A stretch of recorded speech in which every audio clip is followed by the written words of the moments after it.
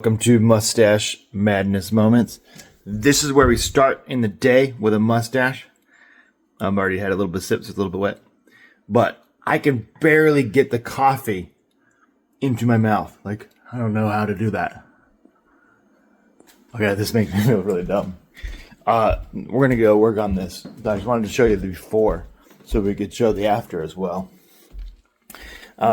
While I do that, let me tell you something that makes me mad, because the internet is fueled on madness. Well, rage bait mostly.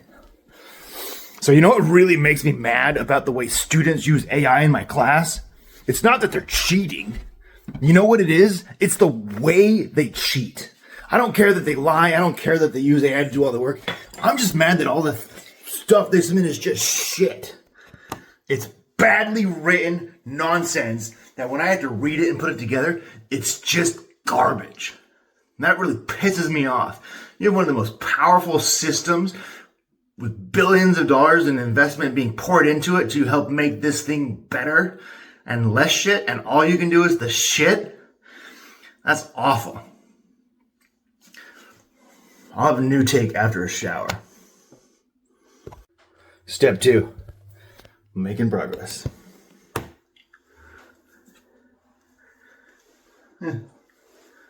Alright. Shower. Shaped. Much better. Also, you can see the rage is faded. That helped. Washed away the anger. Now there's just inner tranquility and a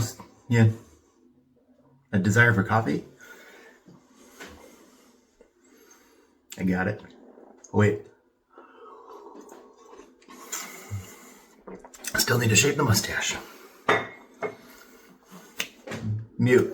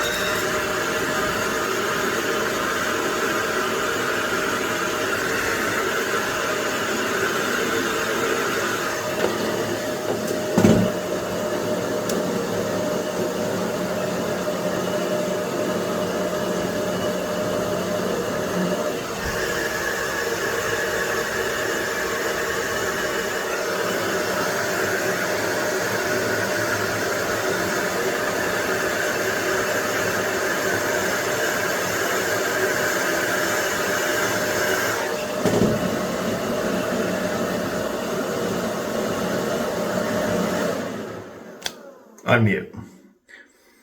Also, can we fast forward that bit too? That'd be cool. All right. We get the general shape with the blow dryer, and then we switch to using a wax to create the shape which will hold to enable coffee drinking. Wow. Already making progress. I haven't done much with other shapes besides just kind of like the natural curl that mine has, which is kind of just going up. We could try other things, but it'll take a lot more blow drying to try to reshape. So right now I'm just going to do this. Mute.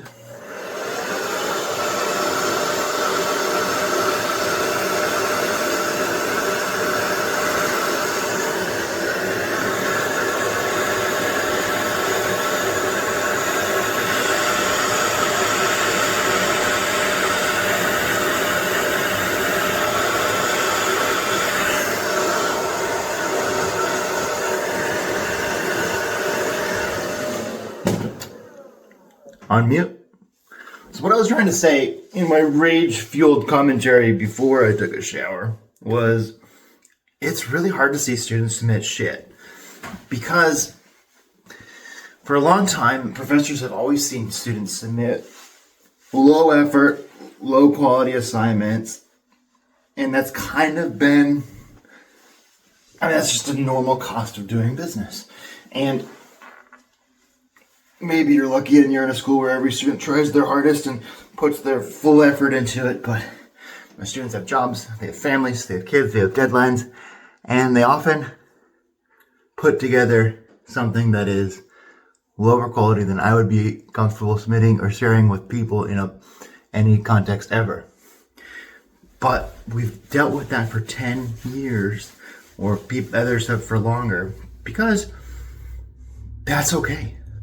Because when students submit low quality content that they created, they get better at that content. They learn the material, they organize their thoughts, they connect neurons in their brain, they synthesize their understanding into a form that's better than before they submitted that assignment. When students submit shit written by AI, none of those good secondary effects happen. So you have all of the students that are using AI to replace their assignments and their own brain in the course, and they're not learning anything. They are getting dumber every time they have AI do their work for them. And then they wonder at the end, how come the job market sucks right now? I can't get a job. And yeah, you can blame AI, and you can blame the managers who aren't hiring you because they think you're replaceable with AI.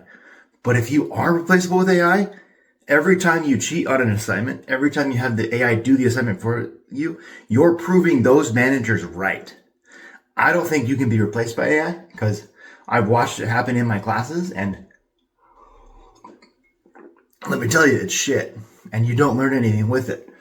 So I don't think you'll be replaced by AI unless you choose to replace yourself with AI in the entire process of learning.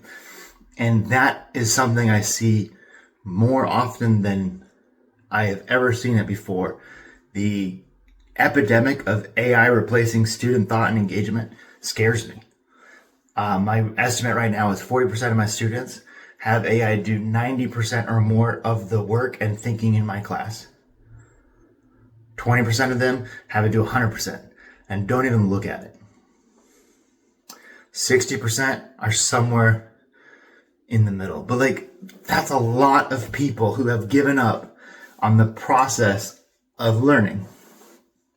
And I understand why. It's very good, it's cheap, it's fast, and it looks like good content. It's not. But it's really hard to differentiate between AI shit and normal student shit, which we accept, because when I'm teaching you as a student, you start off shit. That's why we have all of the classes that we teach, to help you get better, to help you be less shit. By the time someone wants to hire you, we can say, hey, this one, he's not so shit, or she's not so shit, or they're not so shit.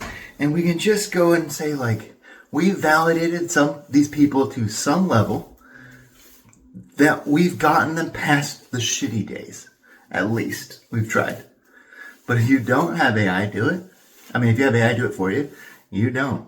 You're still shit. And it's hard to differentiate, because we built an entire learning system around letting students be shit to get better. And now students being shit isn't helping them get better. And so we have to rethink our entire paradigm, and that's hard. And lots of changes, massive changes at an organization that moves at the speed of molasses doesn't happen. So we're probably 2 years behind, and we'll probably be 3 or 4 years behind in 2 more years. That's my mustache madness. Hopefully, we found a sense of calm at the end. Thank you for sticking around. AI can do really powerful things, but so can you. So don't forget the most important part of that is, what are you getting out of the way you use AI? What are you getting out of how you employ this tool? Are you the product who's passing data up to billionaires to replace your job? Or are you using it to amplify your ability, characteristics, capabilities, and learning in a way that makes you a better person? Check it out, think about it, and see.